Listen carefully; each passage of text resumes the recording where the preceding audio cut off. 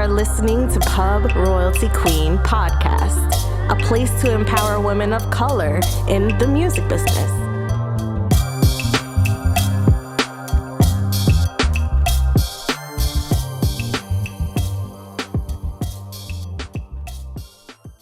Welcome back to another episode of Pub Royalty Queen Podcast. This is your host, Janisha Jones, back with another special guest. This time we have Angie K. She's manager of marketing and brand strategy at Audiomack. I have had the pleasure of connecting with Angie as we're both advocates for women of color in the music industry. She just exudes big boss energy, so I knew I had to have her on the show. So without further ado, welcome Angie to Pub Royalty Queen Podcast. How you doing, girl? Thank you for having me. I'm good. How about yourself?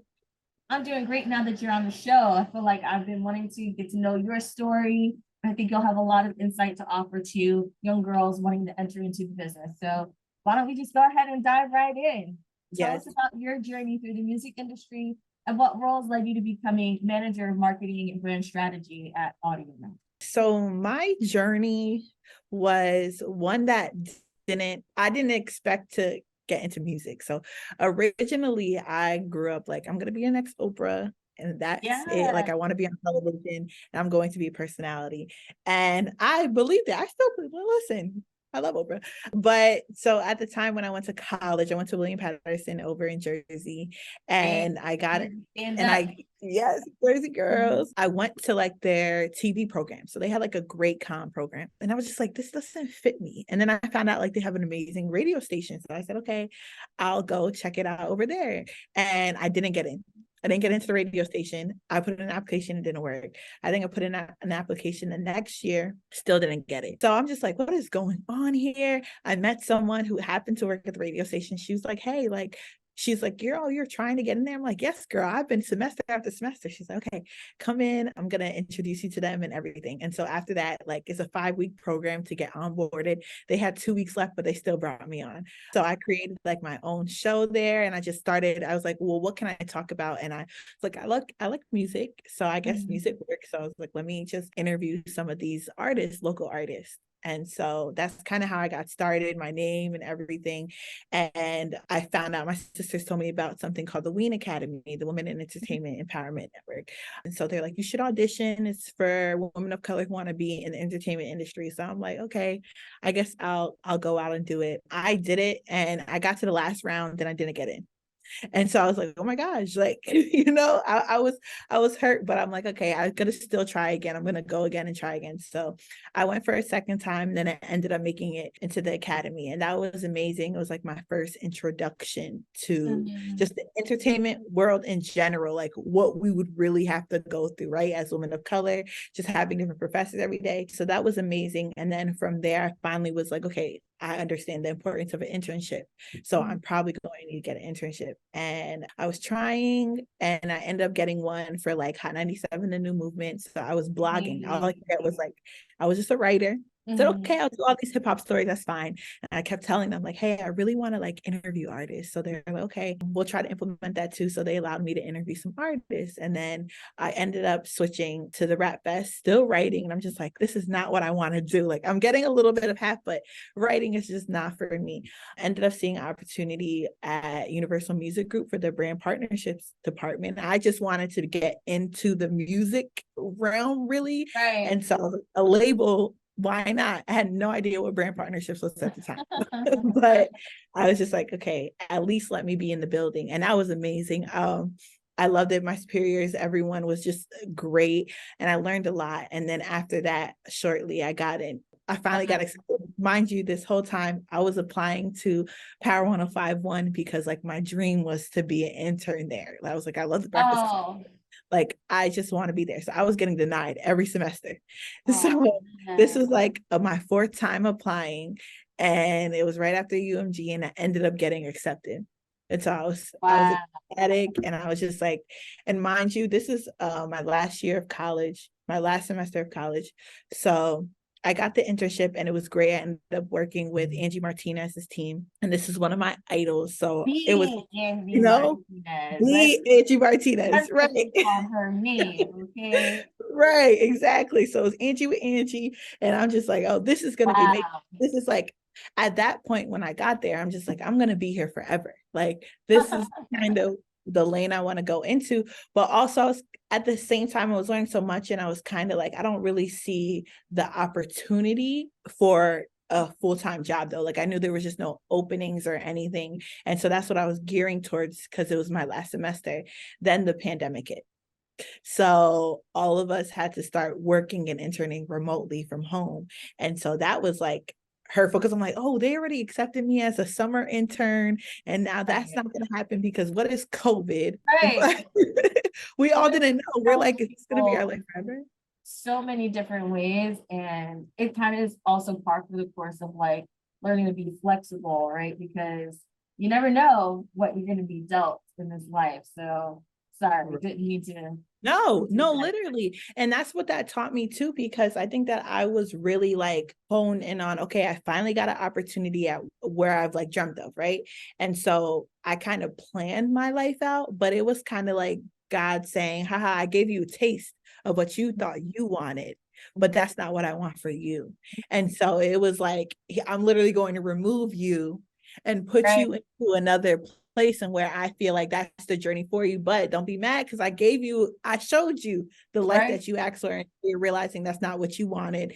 And honestly, even though I knew that that wasn't what I wanted, I think because it was a life goal of mine, it was something that I was willing to sacrifice and keep going in that direction. But truthfully, I think COVID really needed to happen to like take me out and say, no, this isn't, it's not what you want. Don't just stay here because you're here. Like, move forward and try to find your purpose. You know what I'm saying?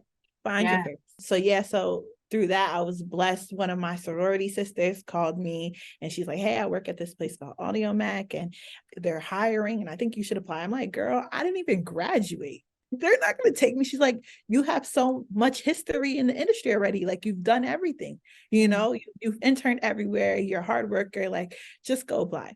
So I said, okay. And I applied, and I ended up getting my first full-time job in the industry, and working in like artist relations, artist and labor relations. And that was amazing. I did it for about 2 years, but I just knew that there was also like a creative side to me. Like, I really, like, even throughout that role, I was still pitching different creative things that we implemented. And at that point, everyone was kind of like, okay, take this girl to marketing, you know? So I was just like, you know, all right, great, that's going to work. So now I'm a part of our marketing and brand strategy team, where I work closely with our senior vice president, Jason Johnson. And it's been an amazing time, an amazing journey to getting here. I love that. Well, first of all, I think your journey is a testament to persistence and not giving up, right? You have a dream, and even though you rejected a few times, you still kept at it. And that's ultimately how you ended up in your first real internship within the music industry. And then on top of that, you had the tenacity to learn that maybe internship was the best way to enter as well, like try to gain opportunity there. The statistics show that it's about 62% of women of color in the music industry enter the music business via unpaid internships. So wow, my first ones were unpaid. That is a fact. We're trying to change that. We need the industry to commit to paid internships, because the majority of us do take out student loan debt in order to finance our education, and then entering into the music industry without any real relationships or connections into it creates a direct barrier to entry. But the fact that there was also someone, your sorority sister, who helped you encourage you to take on a paid gig, even though you didn't feel you were necessarily qualified at that moment to take it on, they encouraged you to go ahead and apply, and it ultimately landed you in a gig that is coveted, really, like, especially Audiomack is a huge name out here. So congratulations, and I love to hear it. Like, thank you. I appreciate that. And I understand too. That's crazy. I had no idea that that was the statistic.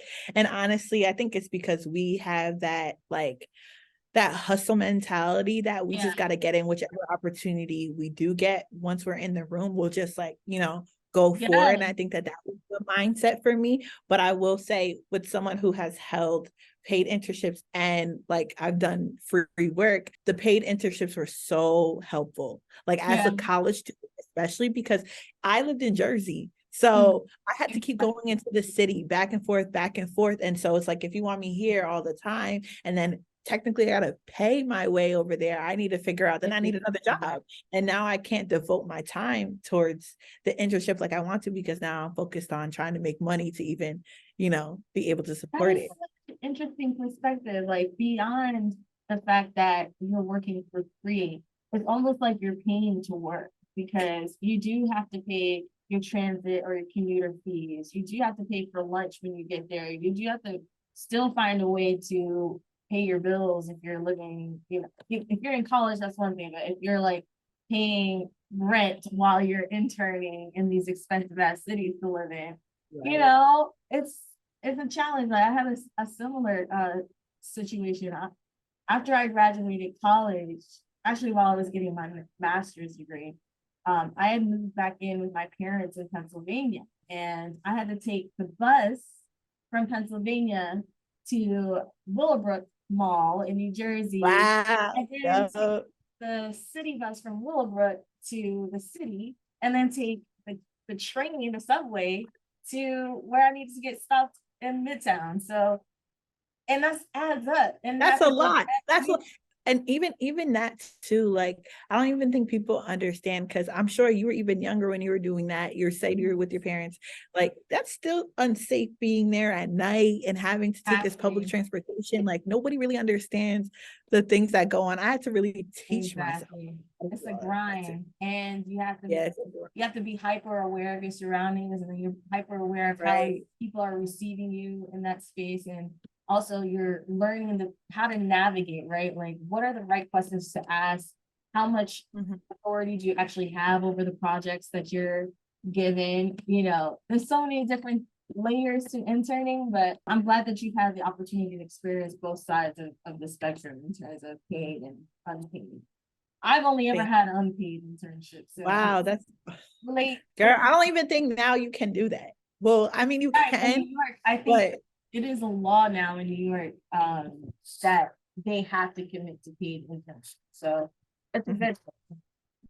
So there's so many challenges that are unique to women of color in the music industry. Can you describe to us one specific challenge that you had to overcome? Sheesh, I guess maybe just like imposter syndrome. Like imposter syndrome was definitely one for me. I think that it took me a while, I still now sometimes, to even feel like I belong in the room, which is crazy to me, because it's like, yeah, like I have to remind myself that you have value and you have something to give and to provide. And sometimes it's not even just for others, but like it doesn't matter. I realize that people like to say you have to network in this industry, but I think that it's not about networking, it's really about fostering these relationships. Like, I don't just want something that's going to be transactional and we're just dealing with each other just based off of business. I want to like the people that I'm working with. Granted, that's not always going to happen, right? But for the most part, it's like if I can always just like, provide love or just give off good energy and positive energy, 9 times out of 10, I'm going to receive that back, right? And so I kind of just understanding that no matter which room you are, the fact that you even got there, there's a reason. And so like walk in that purpose. That's amazing. Yeah, I think that was the biggest. I feel like that's the biggest one. Drop some bars, because that's so true. Like you're not alone in that. A lot of women of color especially feel imposter syndrome, and I feel like the reason why that happens, especially in the workspace, is because we lack the mentorship that we need to feel secure and confident walking into rooms, right? We just kind of get to work and we do the best work that we can, and a lot of us outperform expectations, but without receiving feedback, it's kind of like, well, once you do get the accolade, once you do get the recognition and acknowledgement, you're like, well, did I really deserve it? Yeah, right. It's like, did I do it? But no. I love that you said that too, because in my case though, I've been blessed to have amazing mentors. Love it. Let's talk about it. How has it helped your career? Oh, tremendously. I don't know where I would be if it wasn't for my mentors, because I am someone that definitely second guesses myself a lot often.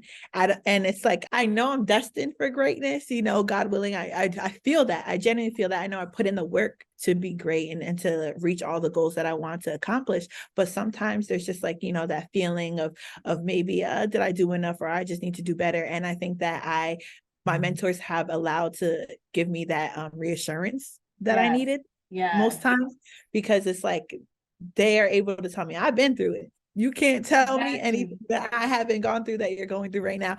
And so that at least brings me back to some peace. And even and one thing about people usually think like, oh, you can only just have one mentor and that's it. And I got to go through my whole life. I feel like I've had mentors in every single stage of my life. Like, even one of my first mentors, her name was Carolyn, over when I was at Universal Music Group. And one day we had an event that we had put on for, I can't even remember. It was like it was with the Knicks and then Run DMC. So it was an event that we had together. And so it was really dope. It was a dope collab. And so I was a young intern and I didn't really, this was our first event. So I was just there and all these industry folks are around, and she kind of just seen me with a drink and just in the corner. And so she's like, Angie, what are you doing? And I'm like, oh, like, I'm just, you know, enjoying the event. Like, do you need anything? Like, you know, she's like, no, we don't need anything. But like, who have you spoken to? And I was like, I didn't really talk to anybody. She's like, She's like, I'm not going to talk to you for the rest of the night until you meet at least 5 new people. She's like, I think she might have said 10. She said 10. She's like, you better meet 10 new people. And I'm like, 10? Girl. She's like, no, I'm so serious. You better get 10 people's numbers. Or she's like, and do not try to speak to me for the rest of the night. I said, okay. So I was walking around, but I was naturally just like, you know, trying to meet other people from doing something. And then I would see her on the corner. It was probably like my third person. She's like,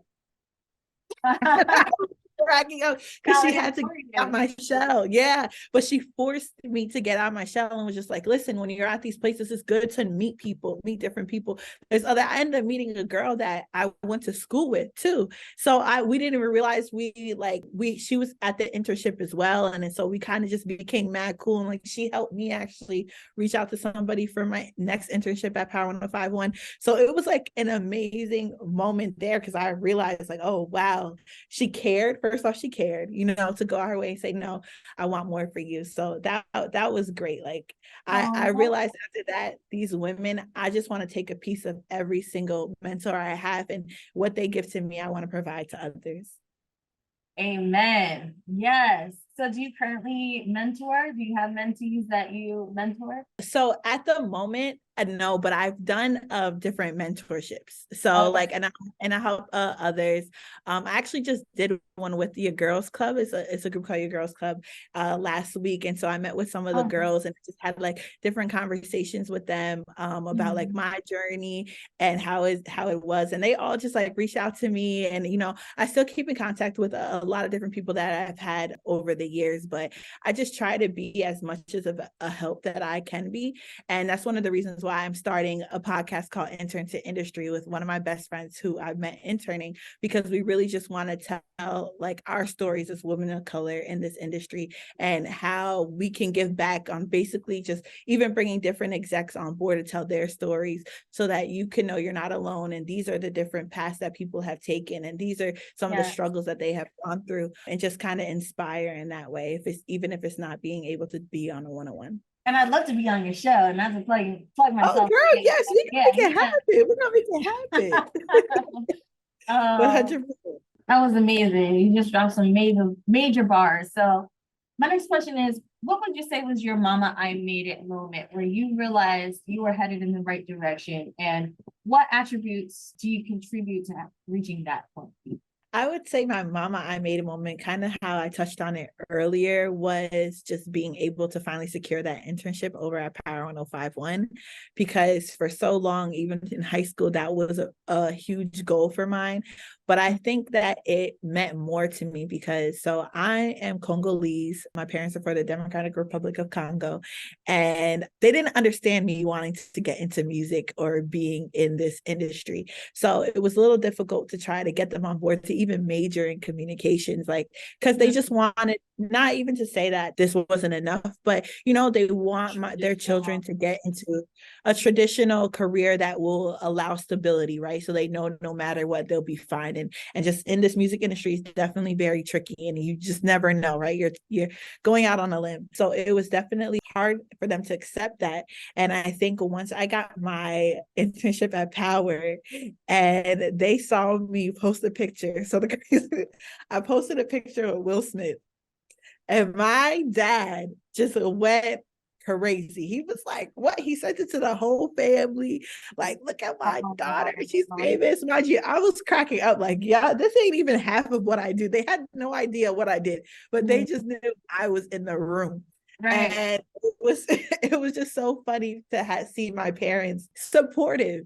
Yeah, because I didn't get that in the beginning, and it was really, really hard, even with getting the wedding. Like, it was just still like, are you sure? Like, it's still time to go back to school and do something else. Like, but are you getting paid? Like, you know what I mean? At least it was my first pay. That was like a paid internship. So they're like, okay, she's making some money. So it finally allowed my parents to see me in a different light, which is crazy. Took a picture of Will Smith to do that. But even since then, though, like, they've been extremely supportive. I luckily was able to do an event for Audiomack a few months ago out in Houston where they live. And so it was great that they got to see me in like real flesh form, doing what I love, interviewing different artists and stuff. So they really saw like, you know, my daughter is in this and she's greatness. My mom was like, you're a celebrity. No, Mom, I'm really not. But it was just, you know, seeing them happy and proud of me was probably like, okay, like, truly, Mama, I made it, you know? I love it. Oh, shout out to mom and dad. And I hear that story quite a lot from parents who may be first generation, you know, coming into the States. And like I said, they kind of want their children to have like the lawyer or be lawyers or doctors, you know, some of the more traditional roles. But I think there's this like lack of understanding that there are so many different kinds of roles in the music industry, right? And that we can't actually be successful and not be like in front of the camera, right? Exactly. Back in. And so I hear that story kind of echoed around, but I'm grateful to hear that your parents have kind of come around and they've seen their daughter out here shining and winning, and you have the support that you need, you know? So that's amazing. Congratulations. And I'm still waiting to meet Will Smith out here. You know, girl, I was shooken. And I looked crazy. I think my caption was like, I'm never coming to work with no makeup or nothing ever again. Cause I was just like, but it's him. I had to. Yeah, in fact. So what advice would you give aspiring women of color in the music business? What advice would you have given yourself the first time? Ooh, the advice I would have given myself, I think honestly, it would just be to know your worth, right? Know your worth, but also like they may make us feel like it's a competitive field, but it doesn't have to be. It does have to be. The girl next to you can be one of the reasons why you become who you become, right? So in the beginning, for me, it was very much so, I need to get it. And like, I came into it in an academy where I'm fighting against girls basically to get that main spot or be known and grab an internship after that. So for me, it was kind of just like, well, comparing myself constantly to somebody else. And it wasn't until one of my internships where there was a girl there who was like the known intern. She was like, everyone loved her, and like Angie loved her, everybody loved her. And so I was just like, well, God, I'm like, now this is going to be so hard. Like, how do I even like match her? But she came in and she was just like, hey, I want to show you how to do everything I do. Like, I want you to be just as great as me. Like, she took her time. She showed me everything. She's like, this is how you do it. Like, we now, fast forward 3 years later, this is my best friend. This is Jonas, who I'm doing intern to industry with. Because at the time where I felt like I might have to compete with her, she was like, no, we work together. And so when she showing me how to be great, everyone was like, oh, Joan and Angie work amazing together. Like now we've become like a dynamic duo. And so it made us both look even better. It made her look good because she's teaching me, and it made me look good because I knew how to be taught and I was doing exactly what needed to be done. And I think her internship she ended up getting a job 2 weeks into my internship. So it was like, she was only there for like 3 weeks and then she had to leave. So then the reins were really left for me to actually complete what she had left over. And so if I had went that whole time, like trying to fight her and just like, try to be better than her, I probably wouldn't have been able to be successful in that internship or even get to where I'm at right now. So like my biggest advice for any woman of color is just to know the girl next to you does not have to be your competitor or your enemy. If you guys work together and you network across and you build relationships across from you, you'll be able to make so much more of yourself. Like now, whenever I need something at Warner, I call her, hey, I need your artist to come do something for Audiomack. And of course, that's no problem because we built that relationship. We've known, you know what I mean? I didn't fight her no more. And so after that, it was kind of like, okay, whenever I work with another woman, like I'm showing so much love. I'm going to teach you because what God has destined for you is going to happen. What God has destined for me is going to happen. So I don't need to worry about us getting in each other's way because, what's meant to be will be. I love it. First of all, we're going to get snaps to that because thank you. Honestly, that is literally the major key in all of this is like, we are not each other's competition. We all have something to offer, and we're better, stronger in numbers. The more you isolate yourself, the more that you have to prove, for one, because what tends to happen, I've seen this happen in my space in the music and tech world, is when there's only one of you, everything that you do gets put under a magnifying glass and it gets assessed across everyone that looks like you. Like it's right. Expectation to overperform because you're the only one that looks like you in that position.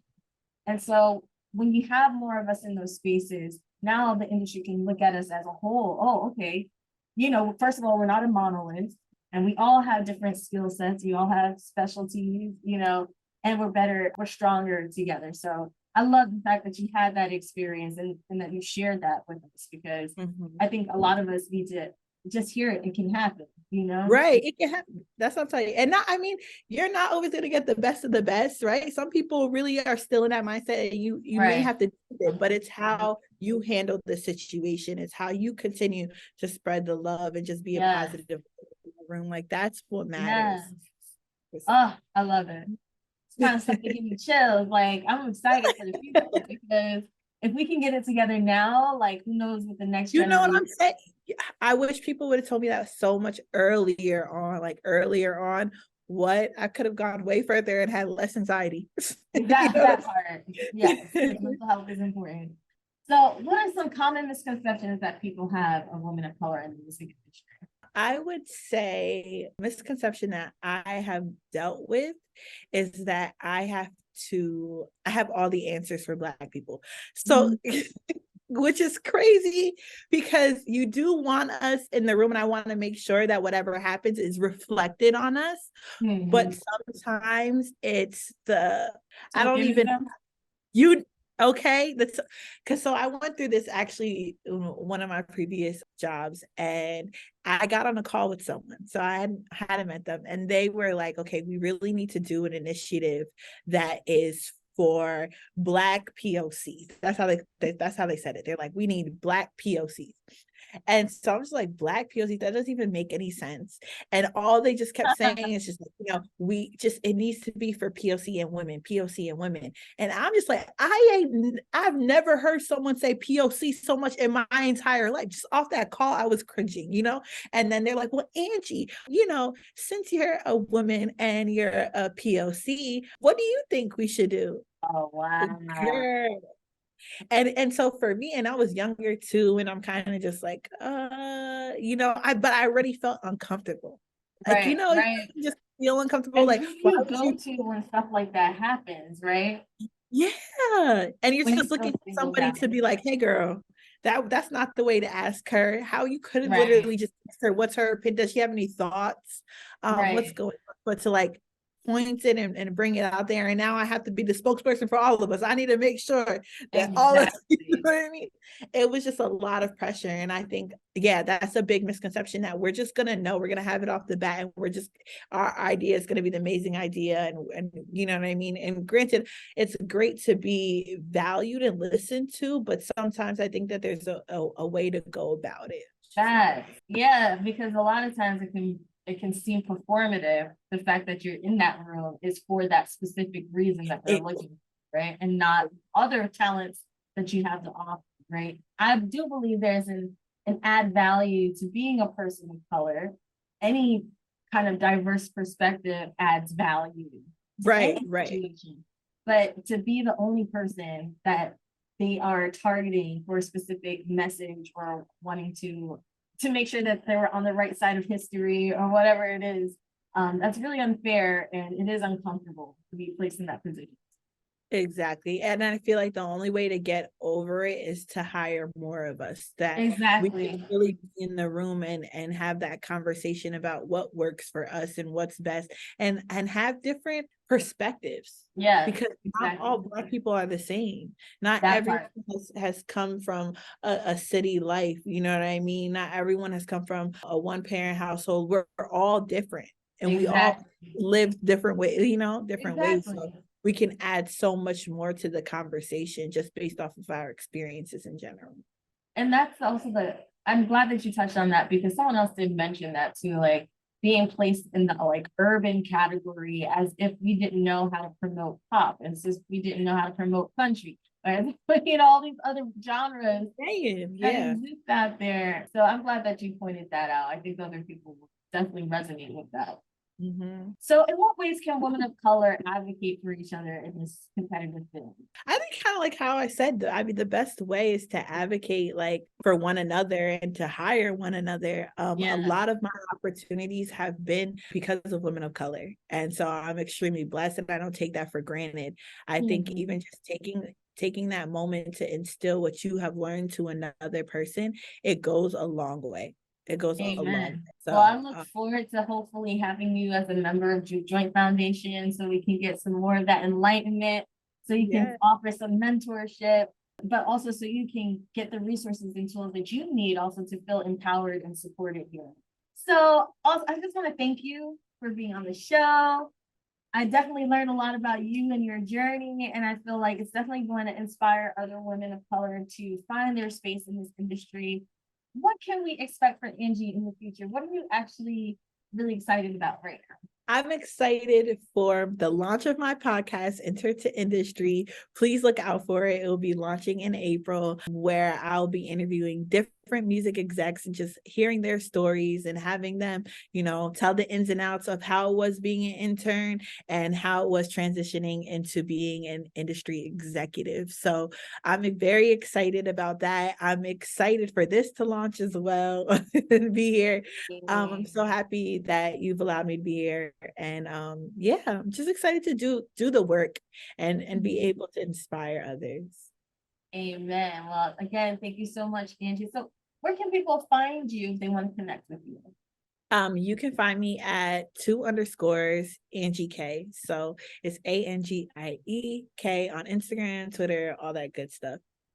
Yes. You heard it here, ladies and gentlemen. Reach out to Angie K. She's doing her thing out there in New York. She's killing it in the scenes at Audiomack, and I'm excited to see what it is that you're able to bring to fruition in the next few years, sis. Let's go. Thank you, love. I appreciate you.